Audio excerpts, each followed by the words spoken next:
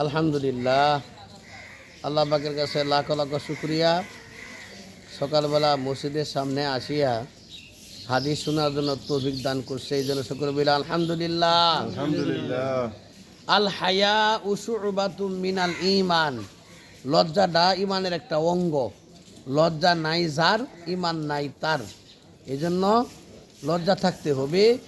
হুজুর আকরাম সাল্লাল্লাহু আলাইহি ওয়াসাল্লাম যখন কাবা ঘর নির্মাণ করে, তখন তার চাচা বলছিল যে এই তোর টুবলাটা ভাড়াই দিছি।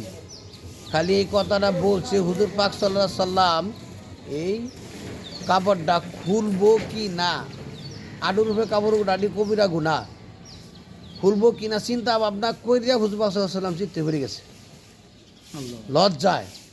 এই জন্য আল হায়া ও শুরবাতুম মিনাল ঈমান, লজ্জা একটা ইমানের অঙ্গ। লজ্জা নাই যার, ইমান নাই তার। আডুর রূপে কাপড় উড়ানি কবিরা গুনাহ। লজ্জা যার নাই, হে আডুর রূপে কাপড় উঠায়। এই জন্য আল্লাহ পাক রব্বুল আলামিন আমাদেরকে হাদিস অনুযায়ী চলার জন্য তৌফিক দান করুক। আল্লাহ পাক রব্বুল আলামিন আমল করতে তৌফিক দান করুক।